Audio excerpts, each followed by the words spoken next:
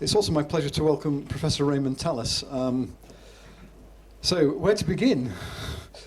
Raymond is a philosopher, poet, novelist, cultural critic, and was a physician and clinical scientist. He was Professor of Geriatric Medicine at the University of Manchester and a consultant physician in health care of the elderly in Salford, and he retired from medicine in 2006 to become a full-time writer, though he's still a visiting professor at St George's Hospital Medical School, University of London, or was till 2008.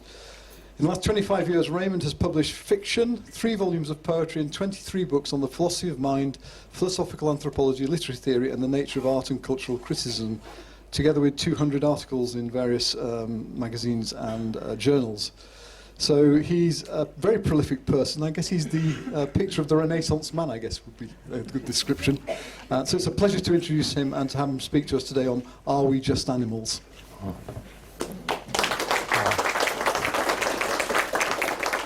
But thank you very much indeed, and thanks for having me back. And I notice I've misspelled institute, by the way, so you will probably all notice that, so already I'm starting at a huge disadvantage. But it is great to be back, so thank you. Well, are we just animals? And behind my talk and the question in my title is a preoccupation that's exercised me for a very long time. It's to arrive at an understanding of ourselves that avoids, to me, 2 modes of thought: a supernatural or broadly religious account of what we are and how we came about, and I guess I may be in a minority in that sense, but also avoids a naturalistic one that sees us as entirely parts of nature, more specifically as simply rather smart chimps.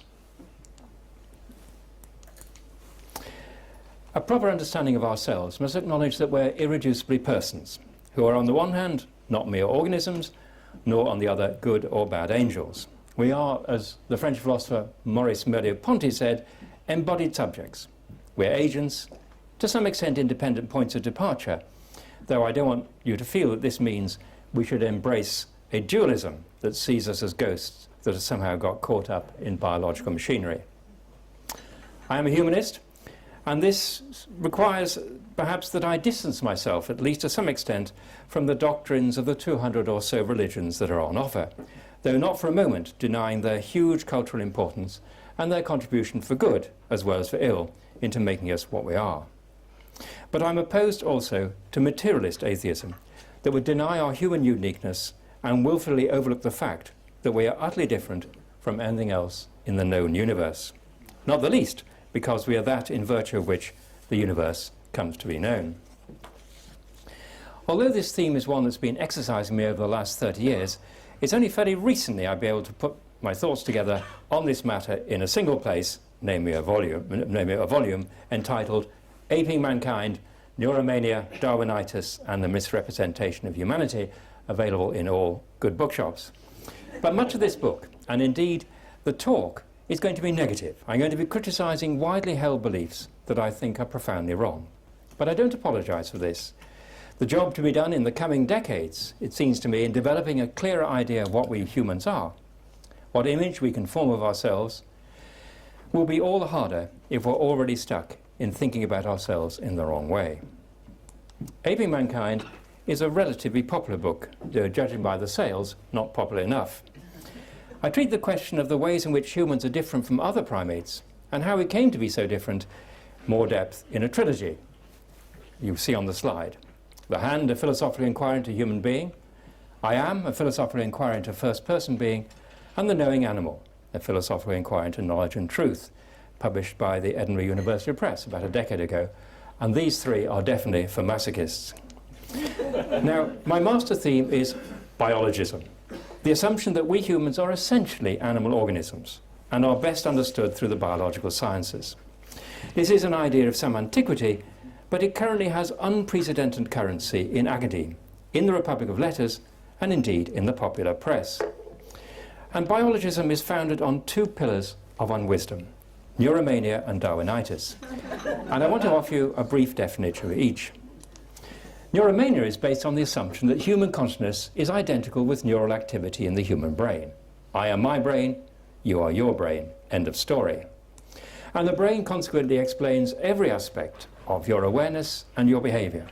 From this it follows that if you really want to understand what you are, and you want to understand what your friends are, you must peer into the darkness inside their skulls using neuroscientific techniques for recording brain activity. Now, neuromaniacs are particularly fond of toys, and the toy they're most fond of is a tool which actually has made huge contributions to real neuroscience. It's functional magnetic resonance imaging, an example of which you see here, but alas, as well as being a useful tool in neuroscience, it has become a fast-acting solvent of the critical sense, of which more presently. And it's almost impossible to open up a newspaper without an example of a brain scan next to an article, breathless with excitement, reporting that scientists have found the secret of love, of wisdom, or of our sense of beauty. All you do is expose subjects to the relevant stimuli and see which bits of their brains light up. So much for neuromania. What about the other pillar, Darwinitis? This is an inflamed or pathological version of Darwinism. It asserts that evolutionary theory explains not only how the organism Homo sapiens arose, which of course it does, but also the nature of people like you and me. Evolutionary forces, natural selection, survival advantage explain the origin and purpose of human behavior and human institutions. Everything is forged in and distantly or otherwise relates to the bloodbath in which genes are shaped by the differential survival of organisms. Of course, it's rarely expressed as crudely as this, but that's the ultimate implication. The implication is that the processes that produced millipedes were just the same as the ones that produced Mozart. In brief, it's the assumption that Darwinism encompasses not only the biological roots of the human organism, which of course it does, but the cultural leaves of the human person. Now, you might think this sounds pretty harmless stuff, or better than harmless, perhaps a frank acknowledgement of what we are. But we need to look at the implications of biologism. They're not fully drawn out by most writers. But here's an example of the consequences of neuromania, as drawn out by the eminent neuroscientist Colin Blakemore in a Reith lecture published many years ago. The human brain, he said, is a machine which alone accounts for all our actions, our most private thoughts, our beliefs. Our actions are the products of the activity of our brains. And now the key bit follows.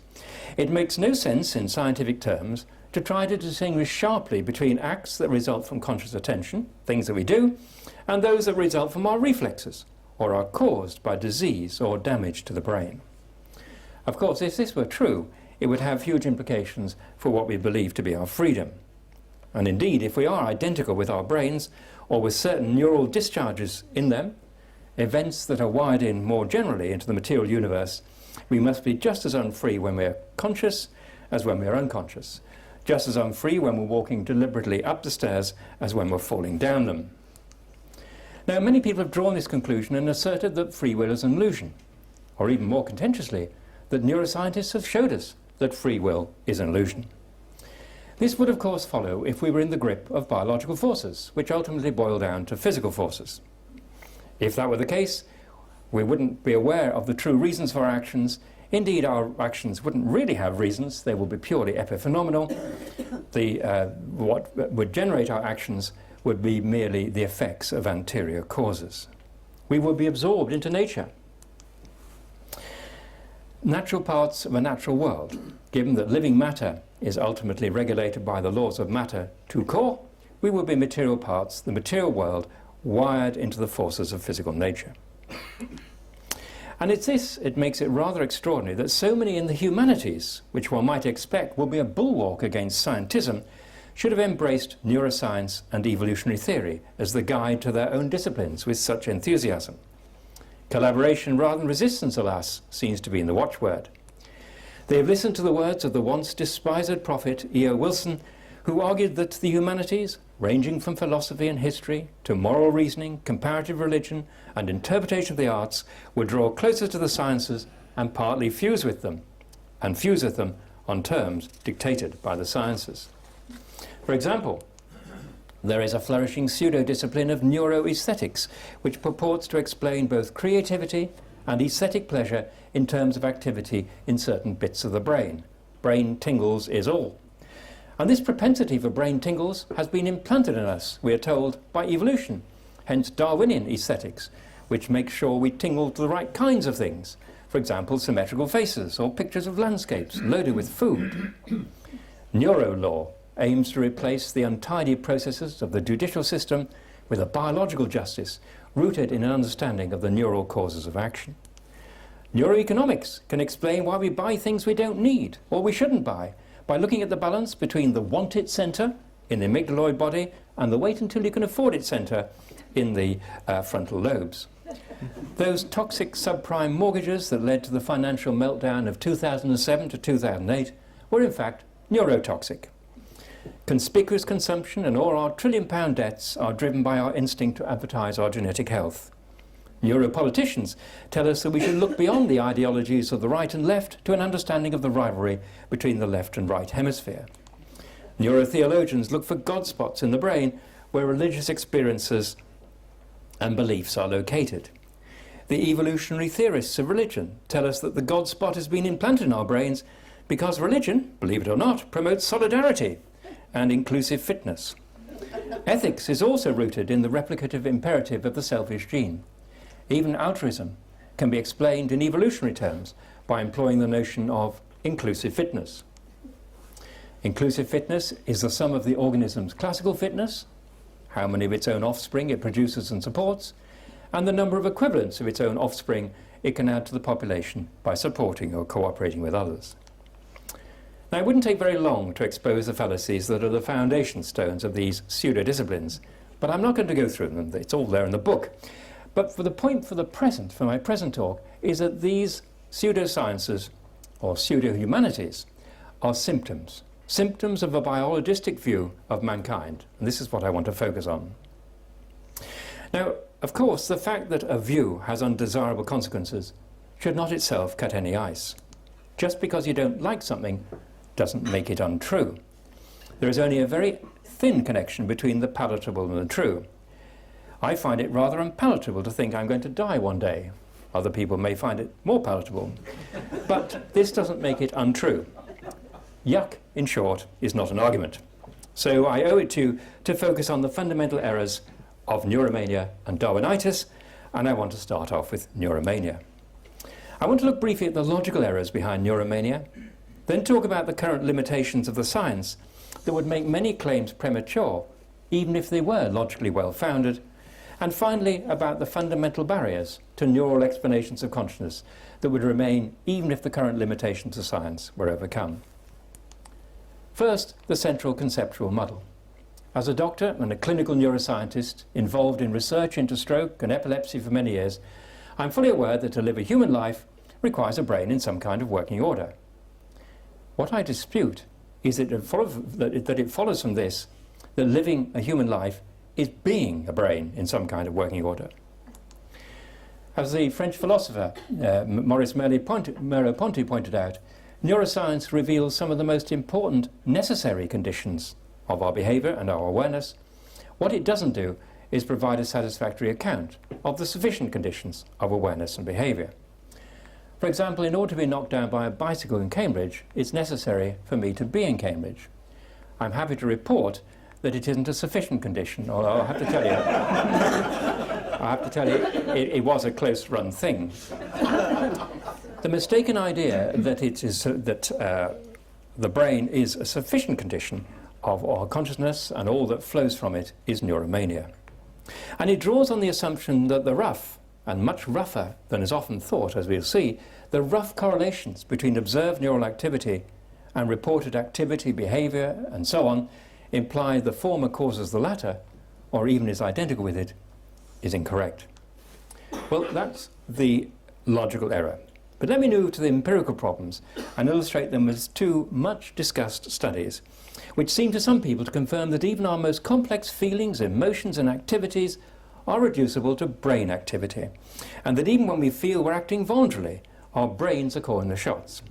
So under column A, I want to talk about Semir Zeki and Andrea Bartel's study of the neurobiology of love, brackets romantic, and have also dealt with love, brackets paternal, and love, brackets unconditional, but we'll focus on romantic love. And secondly, I want to talk about Benjamin Libet's studies of voluntary motor activity and other studies that have been related to it, such as by John Dillon Hayes. So first, Zeki and Bartel's claim that they've discovered what happens in love. They've discovered the centre for romantic love. And they published a paper in 2001. Eat your heart out, Marcel Proust. They asked their subjects, how did they find out what love was? Well, they asked their subjects to look at a photograph of the face of someone with whom they were deeply in love, and then at the photograph of 3 friends. By subtracting the activity of the brain recorded when the subjects looked at the pictures of their friends, from that which was seen when they looked at their lovers, they claimed to be able to demonstrate the distinctive brain activity associated with love, brackets, romantic, unbrackets. And here it is. Love is in the medial insula and the anterior cingulate cortex, and subcortically in the caudate nucleus and the putamen. And for the sake of our self-esteem, it's all bilateral. It's not just being parcelled off to one side. And here is love in pictures. Now, this awakens wonder, not that love could be tucked away in such a small space, but how could anyone fail to see the fallacies in the experimental design? These are many and various, and I could discuss others of them in Q&A, but I want to focus on the most striking one, which is the grotesque reduction of the human state in question. And that's what I want to tease out. Now, those who aren't Martians or neuromaniacs will know that love is not like a response to a simple stimulus, such as a picture. It's not even an enduring state like being cold. It is, as the novelists have told us and the poets, a many-splendid and many-miseried thing. Yes. As anyone who's been in love, or even read about it in a book, or even read about it in a crayoning book, will know that it includes many things. Not feeling in love at that moment. Hunger for the beloved, simulated indifference to, wanting to be kind, wanting to impress the special other, worrying over arrangements, lust, bit of biology there of course, awe, surprise, joy, guilt, anger, jealousy, imagining conversations, blah, blah, blah, and so on and so forth. All of which will be missed by a study that simply exposes someone to a photograph of the beloved. To construe love, or indeed any other complex human emotion, as a property of one organ, or a part of one organ, or even of an organism, or of an organ responding to a stimulus, notwithstanding all the physiological components and the biological roots of some aspects of it, is to misunderstand love. Love belongs to a self. It relates to a community of minds, of which more presently. Now, the neuralization of love requires its prior reduction to the response to something like a simple, repeatable stimulus. And this is deeply connected with the project of stuffing back into the stuffing love and other emotions back into the intracranial darkness, into the standalone brain, stuffing something whose real theatre is the community of cells operating in a human world. Well, I have to tell you, even the neuroscience community is starting to feel a bit embarrassed about the simplistic identification of activities in parts of the brain with human feelings and propensities to behaviour. In 2009, Ed Vull and Harold Pashler found flaws with the localizations observed in such studies based on some pretty elementary errors. And in this, there was also, they pointed out, a publication bias, that if you find a correlation, you'll get published. If you don't, you won't. They originally titled their paper Voodoo Correlations in Neuroscience, but such was the howl of woe that they changed it. More recently, Catherine Button and colleagues in the prestigious Nature Neuroscience Reviews has mounted a powerful critique of the statistics of the many studies that claim to demonstrate that particular aspects of our consciousness correlate closely with activity in certain regions of the brain. Certainly when it comes to higher consciousness, like being in love. Now, the process of simplifying things to prepare a piece of our humanity to be stuffed back into the brain is evident in my second example, a famous set of experiments carried out by the neurophysiologist Benjamin Libet in the 1980s, and repeated and refined endlessly since then. Studies described by the neurophysiologist Patrick Haggard as one of the philosophically most challenging studies in modern scientific psychology. They've been widely discussed in the media. They've been discussed on the Today programme at least 3 times, which gives you some indication the extent to which they penetrated the public consciousness. Libet's studies seemed, to Libet, to show that our brain makes decisions to act before our conscious mind is aware of them. So they're not really our decisions at all. In a typical experiment, Libet subjects were instructed to make a very simple movement, to bend their right wrist or the fingers of their right hand in their own time. Using electroencephalography or brainwave recording, the experimenter records a particular activity in the brain that is associated with a readiness to move. This so-called readiness potential is seen in the part of the cerebral cortex most closely associated with the possibility of voluntary movement. The clever part of Libet's experiment was he also asked his subjects to recall the position of a spot revolving round a clock face in order for them to determine the time when they were first aware of their urge or intention to make a movement. To his surprise, he found that the readiness potential occurred a consistent third of a second before the time at which the subjects reported of being aware of a decision to move. He concluded from this that the brain, not the subject or the person, decided to initiate, or at least to prepare to initiate the act, before there was any reportable subjective awareness of a decision having been made. Put more simply, the cerebral accompaniments of our preparation for action seem to occur before our conscious awareness of a deciding to perform them in this experiment. More recently, a few years ago, John Dillon Hayes and his colleagues carried out studies using functional magnetic resonance imaging. A succession of letters were displayed on a screen. Then subjects were asked to press a left or a right button at the moment of their own choosing, and to note the letter which was being displayed at the time they felt that they were making a decision to press the button. The letter, again, was a time marker of the person seeming to form a decision or to have a decision to make a movement. Two regions that lit up in the brain predicted whether the subject was going to move the left button or the right button. Remarkably, those relevant regions lit up a full 5 seconds before we are told the individual was aware of having made a choice. The authors concluded that there is a network of high-level control areas that begin to prepare an upcoming decision long before it's entered awareness. And at one stage, Libet was almost implying that we don't have free will. We might be able to, as it were, intercept what the brain is doing, so we might not have free will, but we have perhaps free won't. That was his conclusion. Anyway, a lot of people concluded we don't know what we're doing until we found that we've really done it. And actually that conclusion was arrived at from other experiments about a decade ago, when Daniel Wegner concluded that the only connection between willing and acting is they both come from the same unconscious source. So you're completely deluded in the notion that you do things, things happen, and then you, as it were, retrospectively own them, or indeed own up to them. Hold on a moment. The actions the subjects were asked to perform in both experiments were incredibly simple. A flexion of the wrist, a mere movement such as pressing a button. But that movement itself was only a minute part of a long sequence of movements amounting to a much larger scale action, which could be described as taking part in Dr. Libet's or Dr. Dillon Hayes' experiment. This large-scale action began at least as far back as getting up in the morning to visit Dr. Libet's laboratory, after perhaps setting the alarm the night before to make sure you weren't late. It involved consenting to take part in a procedure whose nature and purpose, and indeed safety, was fully understood. And it required, among other things, listening to and understanding and agreeing to the instructions that were received, and then deciding to flex the wrist.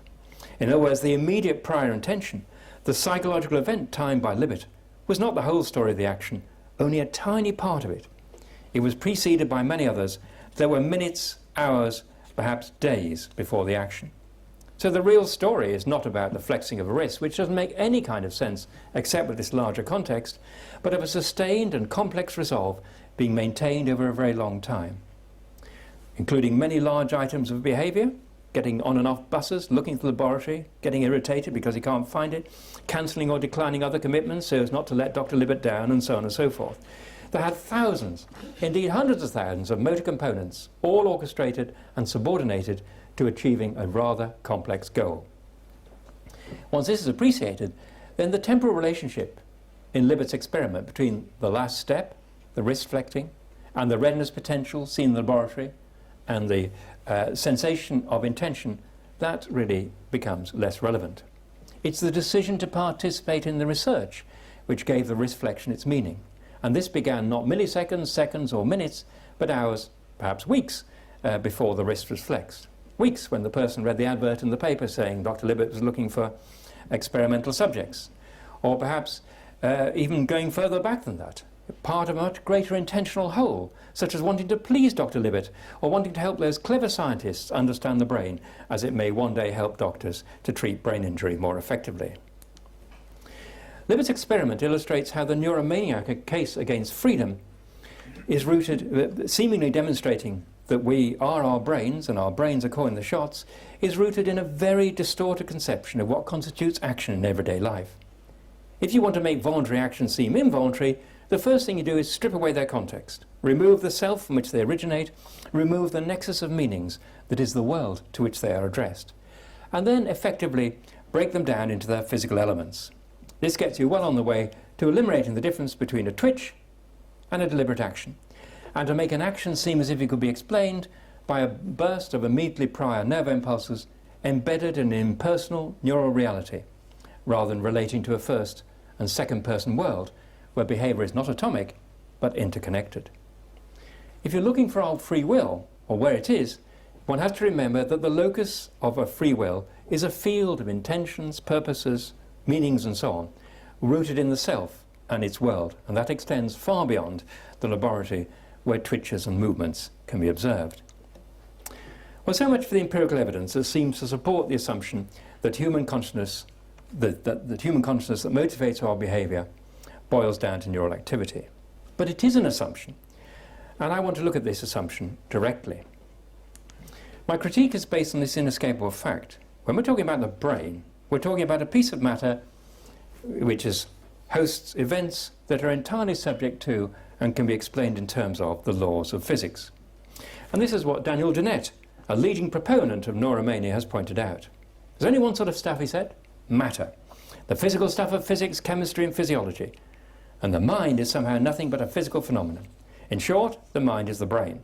We can, in principle, account for every mental phenomenon using the same physical principles, laws and raw materials that suffice to explain radioactivity, continental drift, photosynthesis, reproduction, nutrition and growth. Well, he's putting his hide out in the line. Now, if we keep all this in mind, we have enough ammunition to demonstrate not merely the actual failure of neuroscientific accounts of human consciousness and conscious behaviour, but their necessary failure. And I'm going to focus on something pretty lowly, nothing as high-flown as love, because my central message is, if we have serious problems, understand the relationship between brain and even ground floor consciousness, it's absurd to look to brain science to cast light on the upper stories of human consciousness, for example, love, etc. For the next 5 minutes, I'm going to take you through some philosophical arguments. I have two sets of apologies to give out. I have apologies to give to philosophers, because this is very elementary philosophy. I have apologies to give to those of you who don't like philosophy, but all I can say is that your suffering is not of my will, it's entirely due to the behaviour, or at least the beliefs, of the neuromaniacs. Anyway, there's two groups of people. They made me do it. So basically, there's two groups of people who may wish to take a 5-minute vacation, and I'll remind you when to return in due course. So, let's begin on the ground floor with perception, as is experienced in humans. The important thing about perception is the explicit sense of being aware of something that is quite other than oneself. Of me here, it over there. Let's illustrate this with this person's awareness of the glass in front of her. Now, the standard account says that her perception of the glass is the result of the light reflected from the glass, entering her eyes and triggering activity in her visual pathways. And there is a very straightforward, unbroken causal chain connecting the glass with neural activity in her brain. Straightforward Dennett territory. This chain of causes and effects, as I say, is entirely compatible with very ordinary physical science. Unfortunately for neuromania, this inward causal path doesn't deliver an awareness of the glass as an item explicitly separate from the individual who's aware of it, as over there, an object with respect to a subject who's over here. There's nothing in the activity of the visual cortex which is not fundamentally different from activity that is seen in the spinal cord, cerebellum, which are not associated with explicit consciousness. There's nothing in the activity in the visual cortex which would make that activity be about the things that the individual sees, about something other than herself. And this is the notion of intentionality, which was first put into the philosophical conversation by the Stoics, was forgotten and then remembered in medieval times, and then has been revived from the late 19th century onwards by the phenomenological philosophers, particularly Franz Brentano and those influenced by him. Anyway, it's an old idea. The point is, the inward causal chain explains how the light gets into the person's brain, but not how this results in a gaze that looks out. In other words, we have something fundamental that's left unexplained. that makes the activity in the visual cortex be about the glass. Material events are not about material events. They may have causal relations with them, but they don't have this aboutness. So intentionality is utterly mysterious, not the least because it seems, in perhaps a rather misleading way, to point in the opposite direction to causality, to the causal chain that passes into the visual cortex, and so on. I'm not suggesting for a moment that intentionality is feedback or reverse causation. Rather, it's something that opens up an otherwise causally closed world. And actually, that's the theme for another talk, it makes that world an object that an agent can operate on. If neuromania were true, and what Dennett says was entirely true, my perception of the glass would require the neural activity in the visual cortex somehow to reach causally upstream to the events that cause them. And this is inexplicable in material terms. Oh, anyway, this is where we have to begin when we're trying to understand the higher levels of human consciousness. Let's look at the basic stuff. Let's look at perception. The problem with the neural theory of consciousness is it can't deal with the essentially relational aspect of consciousness, for which a single player neural activity is not enough. The intentionality, which cannot be ascribed to material events such as nerve impulses, is of utmost significance. And I've argued in the book, and we perhaps discuss, to say that it creates the possibility of an ever-widening gap between the conscious individual and the material world. And this possibility is realized to a unique extent in humans, who are not simply organisms, but, to echo Merleau-Ponty again, embodied subjects. It's the basis of the agentive self, offset from, and yet part of, the material world. It's a large claim I haven't time to develop in the talk. But intentionality is the central precondition of, for example, the use of signs to convey meant meaning that belong to a network of meanings that unwire humans from nature. Now, focusing on intentionality brings us its central claim that the material interaction between two material objects, say the brain and the other. The counter-causal direction of intentionality not only shows this cannot be accommodated in physical science, which of course is the ultimate parent of neuroscience, but that appearance is not something that the material world, as seen through physical science, a nexus of causation, affords. Now, what's more, the brain, being a piece of matter, must be person-free. No wonder neuroscience cannot find the self or the conscious agent in the brain. And this is true not only in the fundamental sense I've just highlighted, but at no less fundamental but no less important senses. Let me look at a couple of features of persons or selves. Two features which cannot be captured in neural terms: unity in multiplicity and temporal depth. And I want to touch briefly on both these. And those who've had a quick vacation, time to return to the party. Unity in multiplicity. At any given moment, I'm aware of a multitude of experiences, sensations, perceptions, memories, thoughts, emotions. I am, as they say, co-conscious of them. They are integrated into a unity of sorts. Now, it's difficult to see how this integration is possible, since neurophysiology assigns to them spatially different parts of the brain. Aspects of consciousness, we are to believe, are kept very tidily apart. The pathways for perception are separate from those for emotion, separate from those for memory, and so on and so forth. Within perception, vision, hearing, and smell have different pathways and destinations. And within visual perceptions, different parts of the brain are supposed to be responsible for receiving the colour, the shape, the distance, the classification, the purpose, and the emotional significance of seen objects. In other words, they're kept separate. When, however, I see on the table over there that a very expensive vase has been broken, and I feel cross about it, while I hear you laughing, and I recognise the laughter as yours, and I'm upset, and I note the taxi I've ordered has arrived so I can catch the train, I'm aware I must not miss, many things that are kept apart must somehow be brought together. Now, there's no model of such synthesis in the brain. It's no good thinking of converging neural pathways, because that wouldn't lead to synthesis, it would lead to mushing. And this is the so-called binding problem, which is generally recognized amongst those, even those who espouse a neurological idea of consciousness. Various solutions have been offered: widespread synchronized discharge into the cortex, electromagnetic fields, and even quantum coherence. But as Henry Stapp pointed out, quantum coherence only lasts about 10 to the minus 42 seconds, which probably is even less the attention span of a teenager. So none of these works, and I would be happy to discuss the binding problem in question time. So there you go. The idea that things are both kept separate and also are brought together. I'm separately aware of those things that belong to this unity.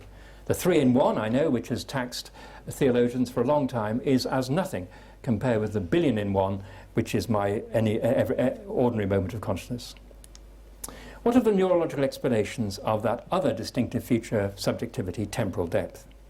Human subjects are uniquely aware of an explicit past, our own and shared past. There's some evidence of smidges of episodic memory in chimpanzees, and people have even suggested, Nicola Clayton and her colleagues have even suggested that animals as far from us as crows have a sense of future. I'm not persuaded by that argument, but it seems to me that there is, whether or not those are true, we are unique in having an explicitly shared past, or one that we visit voluntarily, and an explicitly shared future. But let me just focus on the past. Now, there are many physiological accounts of memory, but they have one thing in common. They see memory, as Bergson said, as a cerebral deposit. Now, memory is, to use the usual but slippery term, stored, according to the neurophysiological accounts of memory, as an effect on the brain, expressed in its altered reactivity. And this has been demonstrated to the satisfaction of many neurophysiologists and cognitive neuroscientists in creatures as disparate as apes, chick embryos and fruit flies. And some of the most lauded work on memory, which justly won Eric Kandel his 2000 Nobel Prize, has been on the sea slug. But I have to tell you, the sea slug doesn't have memory as we understand it. For example, the sea slug does not think back nostalgically to the time before it met Eric Kandel, who then spent a lot of time applying electric shocks to its bottom. So we don't have that kind of memory, and it seems to me what's quintessential about human memory is explicitly relates to a past, that relates to a sense of me who has a temporal depth. Now, the failure of neurophysiological accounts of memory is a theme for a talk in itself, but I want to cut to the chase. A putative neural account of memory can't deal with the difference between perceptions and memories because there are no tenses in the material world. No past tense, no future tense. As Einstein said, physicists know that the distinction between past, present and future is only a stubbornly persistent illusion. He actually wrote that in a letter to the widow of his oldest friend, Michael Besser. Obviously, from the point of view of physics, it was absolutely fine. From the point of view of tact, it left much to be desired. But tenses are not present in the material world. A material object is, at any given time, what it is at that time. And indeed, there is no referent now that draws explicitly on a past or reaches explicitly to a future. But my present moment is pregnant with a past that I in part construct for myself through narrative and is directed towards a future. And this is particularly vividly illustrated by auto-cueing, which is the basis of deliberate memorizing, which appears to be unique in humans amongst the primates, and the basis of practicing, rehearsing, explicit teaching, and responding to the questions from others. And indeed, it's one of the fundamental joys of human togethering or reminiscing. In fact, we could say that the human brain is the only material object that racks itself trying to access or recover its own past states, if we were our brains. Now, there are many more philosophical problems with neuromania, but that's enough, I hope, to convince you of its invalidity, and particularly of the fundamental idea that human consciousness is identical with neural activity, so that brain science will explain what our humanity is. Now, once we've established that mind and brain activity are not identical, then we have also pulled the rug from beneath Darwinitis, since the mind ceases to be merely something that has co-evolved with the brain. But Darwinitis deserves some attention of its own, because it's such a dominant presence in our thinking about ourselves. The notion that we are just animals, and the difference between human life in the lecture theatre or the operating theatre and animal life in the jungle or the savannah are more apparent than real, or more matters of degree rather than kind. These ideas are dominant.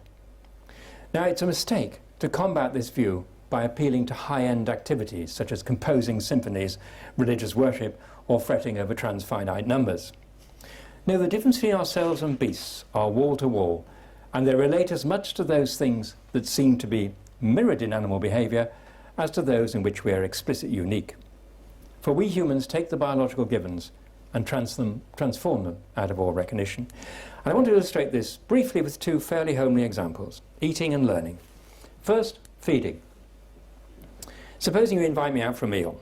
Having learned you've just taken on a big loan for a house, which has mysteriously turned into a great mound of negative equity, I choose the cheapest items on the menu and falsely declare I'm full after the main course so as to spare the expense of the pudding and the embarrassment of not being able to afford to pay for it. A chimpanzee gives a banana to another chimpanzee who eats it.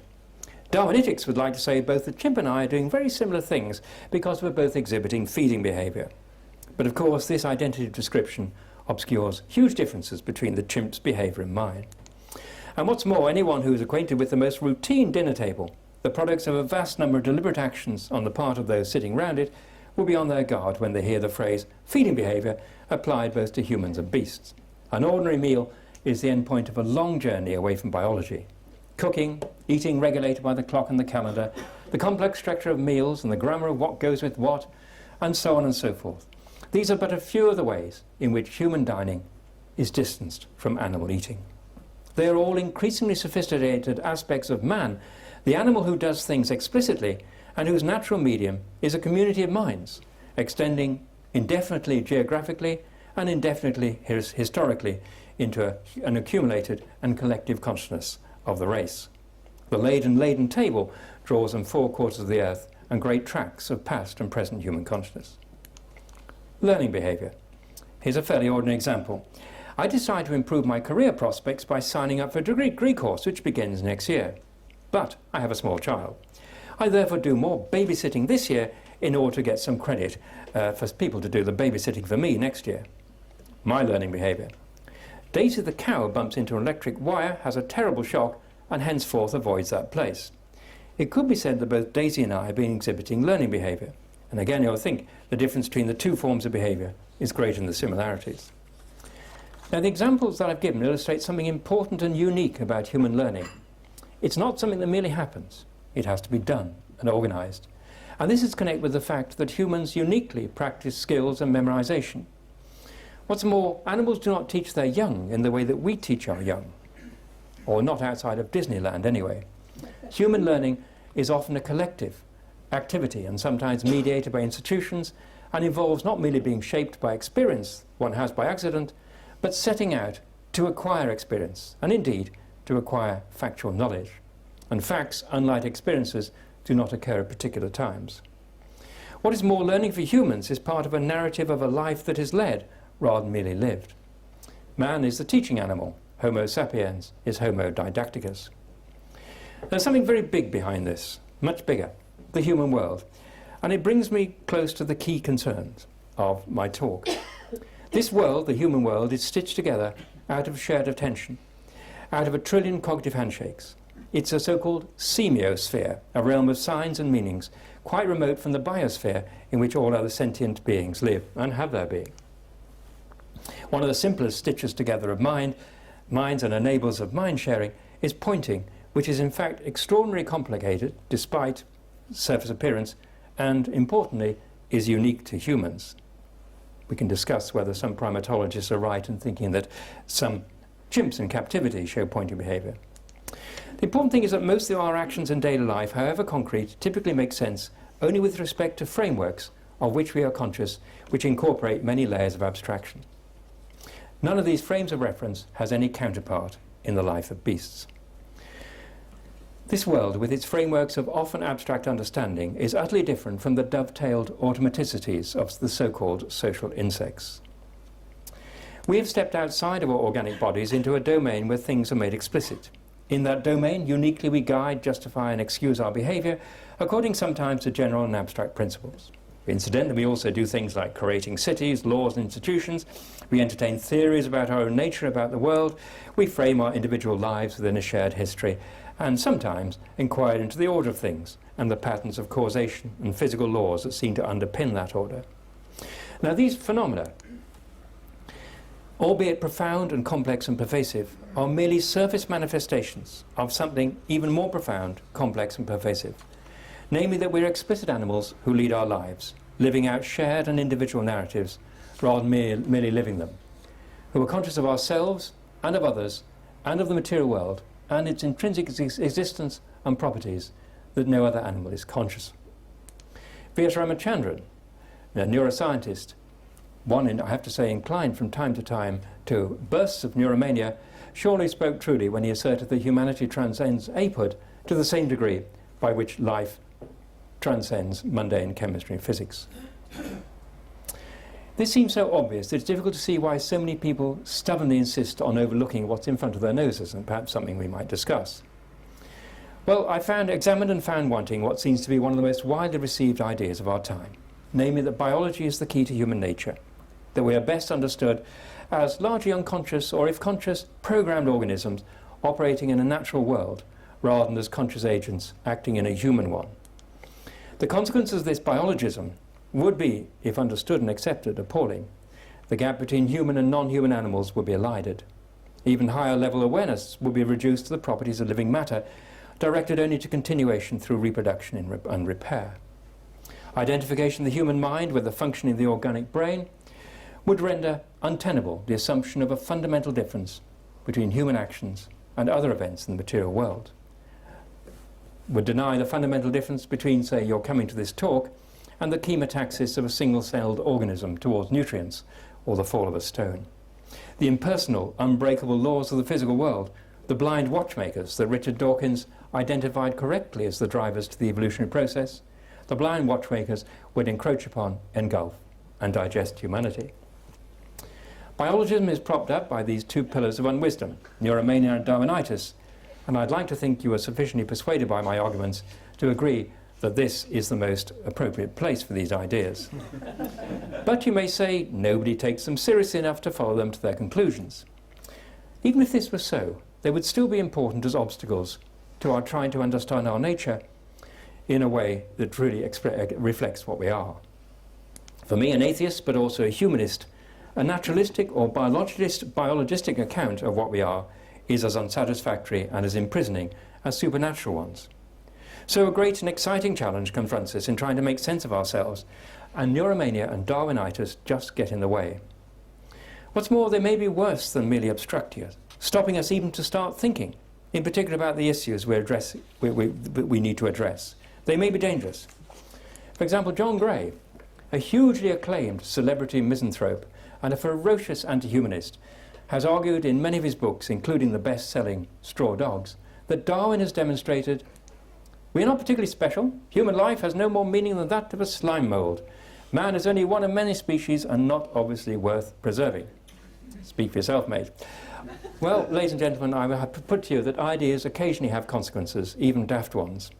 Abstract arguments may begin by looking like harmless puppies, but they may grow up to be something quite else. That's why I've ridden this hobby horse for so long and so hard. It is time, you'll be glad to learn, for me to start to wind up. As the late, great Humphrey Embleton might have put it, I hear the tortoise of time exploding in the microwave of eternity.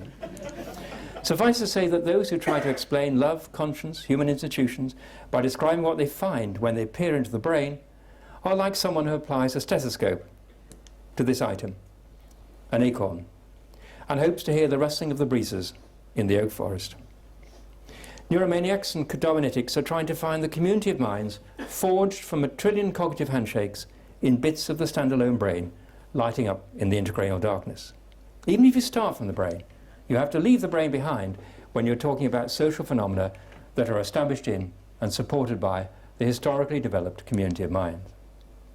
Now, I ought to end by emphasizing that I have no problem with biology, of course. I'm a doctor whose treatments, if they were any good, depend on biological science. I spent 35 years adding my small, very small grains of truth to the great monument that is clinical neuroscience. Nor do I have a religious agenda. As I've said, I'm an atheist humanist. Nor am I crazy enough to question Darwin's theory of evolution. I do believe that Homo sapiens arrived by the process he suggested. I'm not a creationist nutter. And finally, I'm not a dualist, one who thinks of the mind as being like a ghost in a meat machine. And this gives me the cue for the final thought from the philosopher Gilbert Ryle in his classic The Concept of Mind. Man, he said, brackets woman, need not be degraded to a machine by being denied to be a ghost in a machine. He might, after all, be a sort of animal, namely a higher mammal. There has yet to be ventured the hazardous leap to the hypothesis that perhaps he is man. And I think it's time we took that hazardous leap. So, thank you, ladies and gentlemen, for your attention, or at least for the courtesy of simulating it. Thank you. Great. Thank you very much.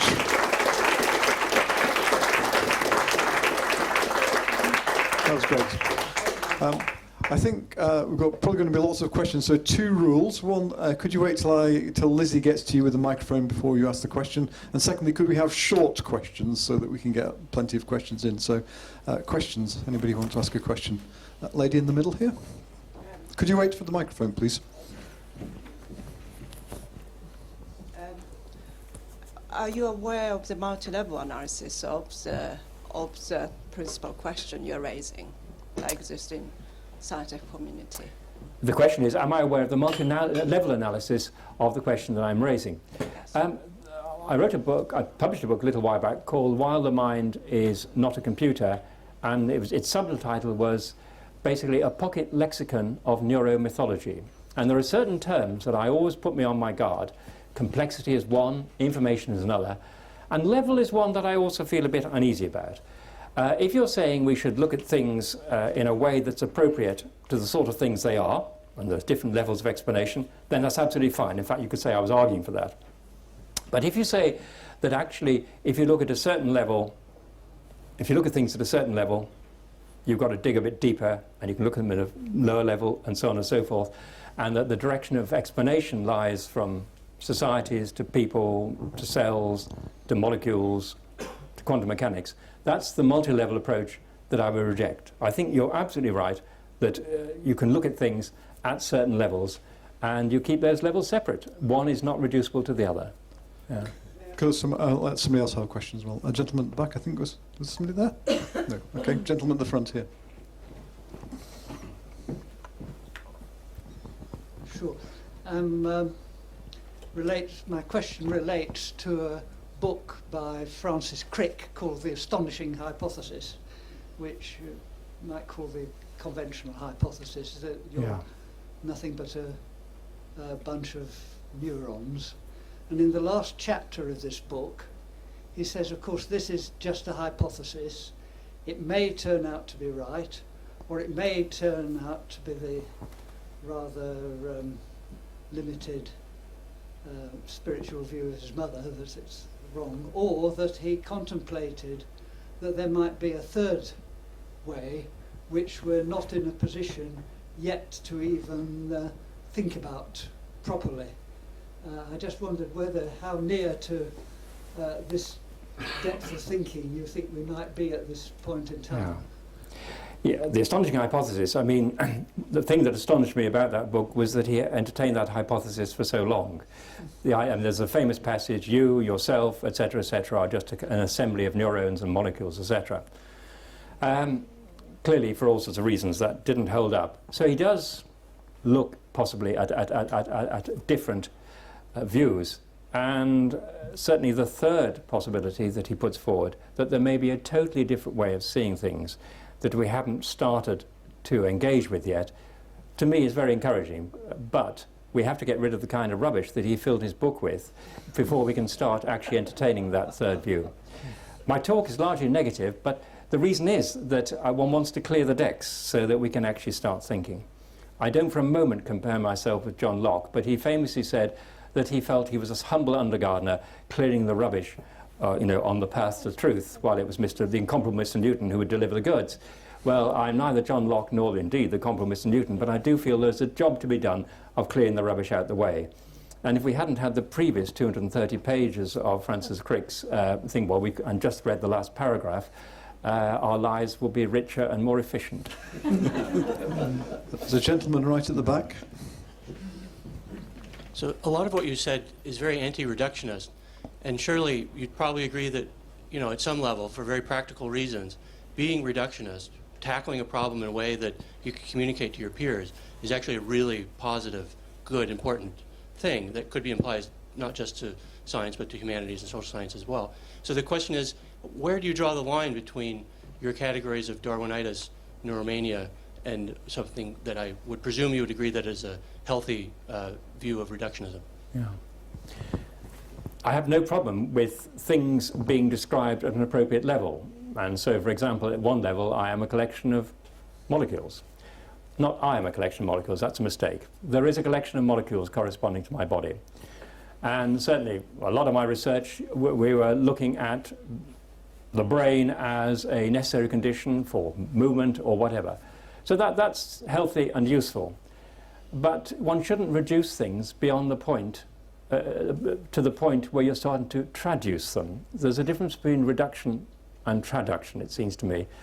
And when you're saying that the eye is a collection of molecules, or the kind of thing that Francis Crick was saying in his book, then I think you've gone beyond actually useful science. But you've also, it seems to me, making philosophical and conceptual errors as well. So, I have no problem with treating atoms with respect and looking at them as atoms and making very interesting discoveries about them. But behind your question, I think, is something which is very important. I mean, the question is very important, but behind the question is something even more important, which is that approaching the world in a reductive way has given us fantastic fruits. So if we look at the world as a collection of primary qualities, we have a mathematized view of the world, and we look away from the phenomena of the world as it presents to us, we've delivered an awful lot. For example, treating time as if it were a pure quantity, a little t, that's delivered an awful lot for us. And that actually makes it very difficult, I think, for some people to believe that there is a deep, unique truth in the reductive approach to the world, that it has a monopoly on truth. I don't think it has, but I think that's where the idea comes from. I think there was a lady just in front of you, Liz. Hiya. So what are you suggesting explains the differences in like emotion and behaviour and us between like different selection pressures and evolution and neuronal sort of imbalance? It seems to me that those are the triggers that do explain behaviours and pathways that have caused us to evolve slightly differently to other animals. Biological wants. That's no doubt about it, you know, and they're very similar to the wants that chimpanzees will have. Security, all of those things. But they have been utterly transformed so that when I decide to a drink or two will actually improve the quality of our conversation, that's not quite the same as it were, going up to the drinking pool or, you know, absorbing fluid through a membrane and so on and so forth. We've moved beyond that. In other words, we have taken, there are biological givens. I mean, I believe the facts of life. I believe I came as an organism out of my mother's body, and I will die as an organism of my own improbability as an organism. But between there, all sorts of things happen that are not usefully mapped onto very simplistic accounts of an animal behavior. And actually, Mary Mitchell's book, I don't know if you've read Beast and Man, it's a very good book. She points out we also simplify animals in the process of simplifying ourselves. When we talk about territoriality, for example, it's actually very complex in animals, but it's even more complex in us, and it's complex in different ways. So it's a pity, as it were, to look past all those differences. For a reason, the reason is clear. What we're trying to do is take ourselves down a peg. We've taken ourselves up a peg. We believe we were angels and spirits. Now we take ourselves down a peg and say we're really just smart chimps. And it just seems in pursuit of that, we are actually deliberately looking through or past absolutely uncontestable differences between us and our nearest primate kin. I think there was a lady immediately in front. Professor Tallis, you made this comparison between learning behavior, feeding behavior in animals and in humans, but the feeding behavior or learning behavior in humans that you mentioned is what it is today, maybe what it was 5,000 years ago from written sources that are there, say 3,000 years ago, or archaeological finds. But quite a lot seems to indicate that 100,000 years ago or 200,000 years ago, this would not have been there. So how would we reconcile this with consciousness? I'm not too sure whether the microphone was working, but let me just reiterate the question. Essentially, I talk about feeding and say it is totally different in contemporary humans. But the questioner has said, well, hang on a moment. Let's look back 100,000 years, 200,000, 300,000, and so on. And it seems that there are three questions that are all we need to be addressed. One is, in what ways are we different? Secondly, how did we get to be so different? But the third is, when did we get to be so different? And it seemed to me it wasn't a question of switching on. A series of things become apparent. I would say we were significantly different 2.8 million years ago when we were using the technology of the pebble chopper. And using a pebble chopper is quite different from the kind of animal tool use that is discussed, because the pebble chopper very clearly has a bit that addresses your body and a bit that addresses the world. It has a working end and an end that is addressed to you. So you could say in some respects we were different 2.8 million years ago. Clearly it's easier to see our differences, say 200,000 years ago. And people argue about when the modern human mind began but it seems to me we're talking about a gradual drift. I mean, one of the interesting things is we've moved on at whatever pace, we're not sure. There are a lot of all our fossils of human consciousness are inferential fossils, but we've moved on. Whereas if we look at the chimps 5 million years ago, the height of their technological achievement was to break a nut with a stone. What do chimps do nowadays, the height of their technological achievement? Well, a bit of termite fishing and break a nut with a stone.